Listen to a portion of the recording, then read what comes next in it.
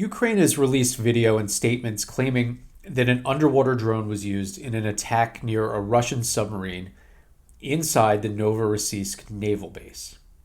Russia, for its part, has denied that the submarine was damaged. And there is no independent confirmation that allows a definitive conclusion one way or the other. That uncertainty has driven debate over the last few days, but much of it is focused on the wrong question.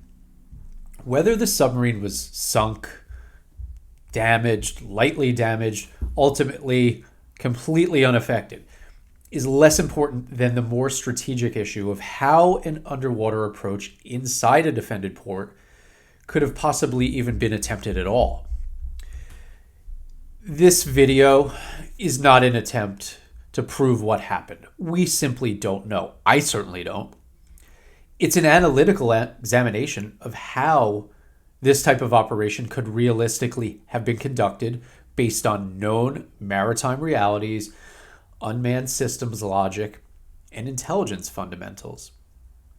The objective is to move past the surface level reaction, kind of pointing it at one another, saying, Russia's lying, no, Ukraine's lying, who cares? Let's look at the underlying mechanics that make this type of event conceivable in what is supposed to be a secure environment. Ports are often described as hardened military spaces, but in practice, that's not true. They're constrained by function. They have to operate continuously. Civilian and military traffic have to coexist. Support vessels, harbor craft, general maintenance activity, the logistical movements, it all generates constant noise and clutter. Above and below the waterline, detection systems exist, but they're not operating in a vacuum. Security has to be balanced against keeping the port usable, and that balance inevitably produces gaps. And those gaps don't represent failure, they represent the limit of controlling a complex environment. But one plausible explanation begins with probability rather than precision. Operations of this kind, they're unlikely to hinge on a single system performing flawlessly. In this case, a single drone, right? That assumes a 100% probability for success. That's not going to happen. A more realistic approach, let's assume redundancy, contingency, and acceptance of partial failure. Multiple drones or multiple attempts, maybe decoys, overlapping actions, they can force defenders, in this case the Russians, into managing ambiguity rather than responding to a single and clearly defined threat. Defensive systems are designed to intercept most threats most of the time, but not to eliminate risk to zero entirely.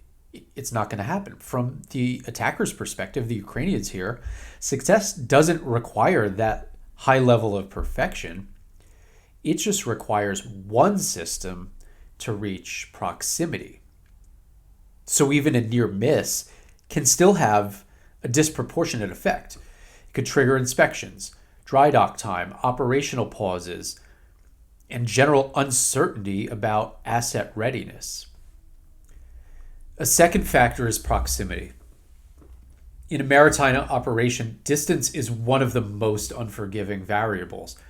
Long-range operations demand endurance, navigation accuracy, sustained guidance, all of which introduce additional points of failure, or at least potential for failure. So reducing distance, it simplifies the problem. If an operation can be staged close to the target environment, the complexity drops sharply. This isn't a novel concept. I didn't invent this. It's not even an exotic capability. It's a basic principle of maritime security. Ports, by definition, are proximity-rich environments. Access, and not technology, often becomes the decisive variable.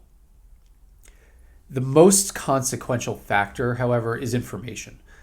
An underwater approach inside a port is fundamentally an intelligence problem long before it's a technical one. Knowing where a target's located, when it's present, what conditions look like at the moment of approach, that collapses uncertainty.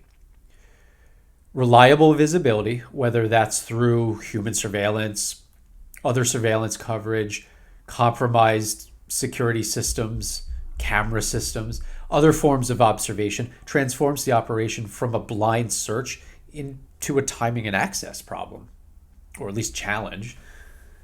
And in that context, the sophistication of the vehicle matters a whole lot less than the quality of the information that's guiding it in the first place. This also explains why post-event imagery rarely is going to settle this debate. The decisive elements aren't going to be visible in the explosion. They occur in the access and awareness that made the attempt possible in the first place. More dramatic explanations inevitably surface when details are limited, and they persist because they feel decisive and conclusive.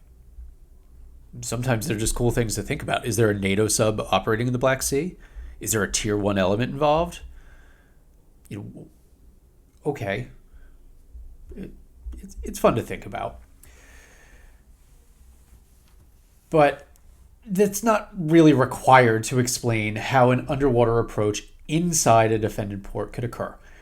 And there's no verifiable evidence that elevates those types of explanations.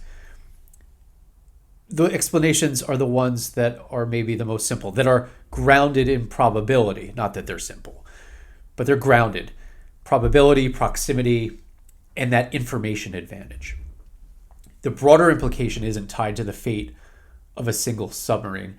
It lies in the erosion of assumptions. Once a defended port can no longer be treated as inherently safe, even intermittently, the cost of operating high-value naval assets increases exponentially. Security requirements are going to expand, inspections multiply, operational flexibility narrows, resources are diverted to force protection rather than mission execution.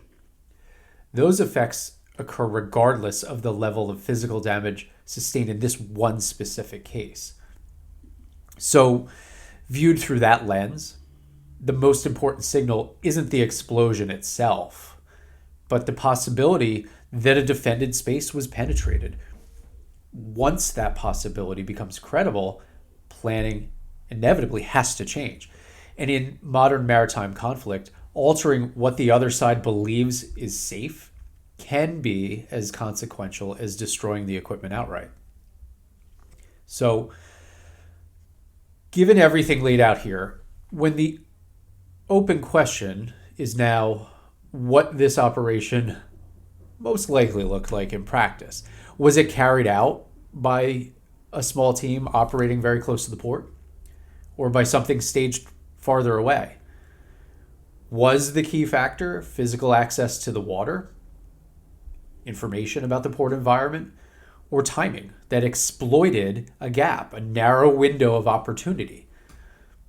These are just all things to think about. Did success depend on multiple systems, perhaps multiple drones, and contingency planning rather than a single decisive strike?